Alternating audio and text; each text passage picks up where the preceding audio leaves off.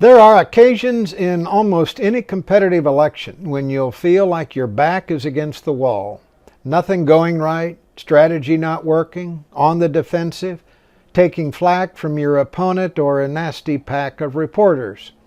Or maybe your party is out of favor and the political environment offers nothing but a cold north wind.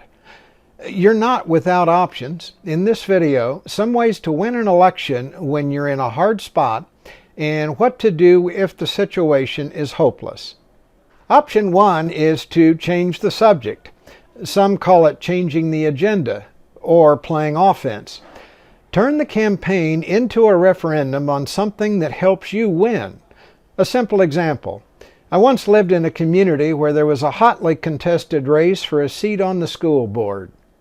One candidate talked about his plan to dramatically reduce property taxes.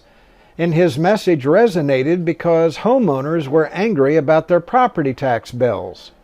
He capitalized on the anger, and a month before the election, most thought he'd win. His opponent launched a counteroffensive by talking about the impact the tax cuts would have on the quality of education, how it would force the district to lay off teachers, increase class sizes, and eliminate popular athletic programs. By changing the subject from a referendum on tax cuts to preserving the quality of public schools, he turned the tables and defeated the candidate who'd made tax cuts his cause célèbre.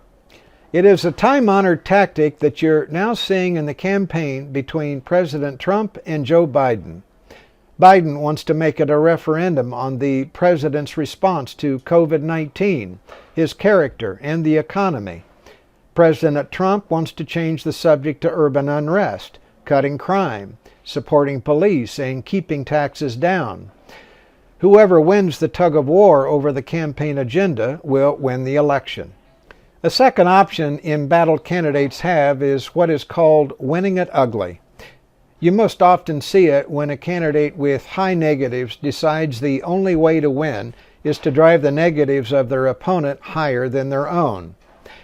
At one point in the 1988 presidential campaign, George Bush, 41, trailed Governor Mike Dukakis by 17 points. The Bush campaign launched a blistering assault on Dukakis' record as governor, his positions on crime, opposition to the death penalty, and his vow to cut defense spending. The assault decimated Dukakis.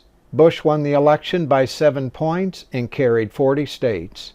In 2012, President Obama found himself the underdog in the race against Mitt Romney. He launched a prolonged assault on Romney's business record, his offshore bank accounts, and the cutthroat way Romney made his fortune using leveraged buyouts to force companies into bankruptcy. The attack drove Romney's negatives above 50%. Romney never recovered. Winning a campaign this way is ugly, and there is nothing redeeming or uplifting about it. Usually it's the option employed when the price of losing is a one-way ticket to the dustbin of history. There's one other option I'll mention for candidates who face impossible odds in a political campaign. It's called living to fight another day. It is for those who want to give life to a cause and use the campaign to ignite a movement they believe will grow and become a force for good. In the rural part of Indiana, where I was raised, lived a college professor who was the Democratic nominee for Congress in 1972. His name was Phil Sharp. For a variety of reasons, it was a very bad year for Democrats in Indiana, and everybody knew he had no chance of winning that year. Unapologetic in his convictions, he declined to launch a negative assault and instead used the campaign to promote his cause and ideas. 2 years later, when the political winds were more favorable, he again challenged the incumbent and won in a landslide. He served 20 years in Congress and saw most of his ideas become law. He is but one example of how a candidate endured defeat with dignity, and in so doing lived to fight another day.